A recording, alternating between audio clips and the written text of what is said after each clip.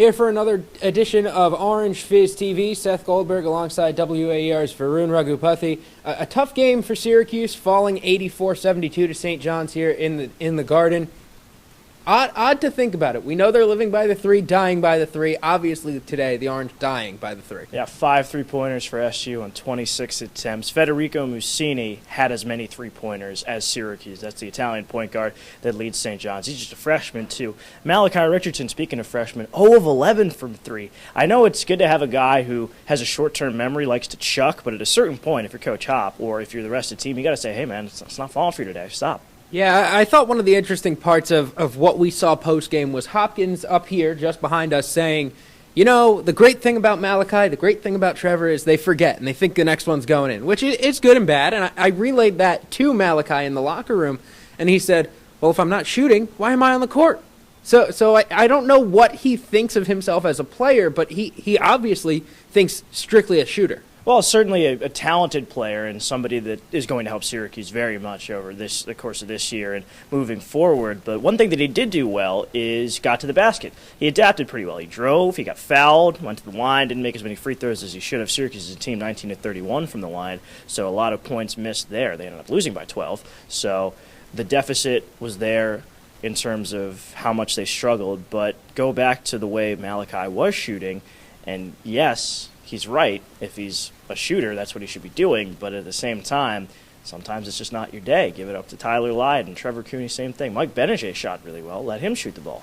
Mike Benajay played a fantastic game. I think the first 30 minutes he was unbelievable, fantastic. Trailed off a little bit those final 10. Picked up a lot of fouls in those 10 minutes. I think all 5 of his fouls came in the final 10 to 12 minutes of that game. Tough break for him, but it just shows how important he is to this SU team. Yeah, alarmingly so in a way. Like, he was the only one that was playing well for a certain stretch of time. And yes, it's good to have that graduate student leader, but at the same time, somebody else has to step up. It can't just be a one-man show, especially because Syracuse doesn't have the depth that some of these ACC teams have that they'll be facing in the coming months. So for Syracuse to get Mike Benajay going, that's going to happen pretty much every game. That's a given at this point. He's a guy that has been playing like an All-American at certain points this year, but everybody else needs to step up around him.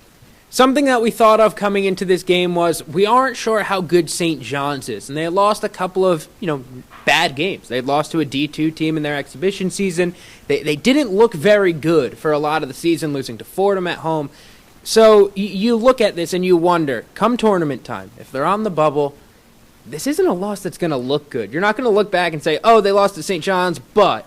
Right. No, they lost to St. John's. They lost to St. John's, just like they lost to Wisconsin, just like they lost to Georgetown. And frankly, we don't know how good those teams are going to end up being in their leagues. And for Syracuse to come out and lose, I don't think it's a case of, this was a good loss. I don't think you could say that anymore, especially when you're expected to be the better team. Syracuse, with a win today, probably would have climbed back into the top 25, maybe the outer fringes of it, but still would have had a number next to the name in this coming Monday. Now, obviously, there's no shot of that at all, and the rest of the exhibition slate is very easy. You got Cornell, you've got Texas Southern, Montana, teams like that, teams that you're supposed to beat. But this was also a team that you were supposed to beat. Keep in mind, St. John's this past Wednesday lost 48-44 to Niagara. I say lost because at that point it's kind of a loss when you beat a 3-7 Niagara team by 4 points, but a bounce-back game for them, certainly. There's talent on this team. There always is talent on St. John's. They do recruit good players, very international team, but not a team Syracuse should have lost to. Absolutely not. And you look at these past 4 games, coming off the Bahamas, my thought was they go 3-1 in those 4. They drop one of them. Okay, fine. That's great. Shows you where they are. Instead, the Orange in these last 4 games go 1-3. Now an easy rest of this non-conference slate before Pittsburgh kicks off the conference schedule on December 30th. That's it for our Fizz TV. Check out our site, orangefizz.net. And as always, follow us on Twitter @OrangeFizz.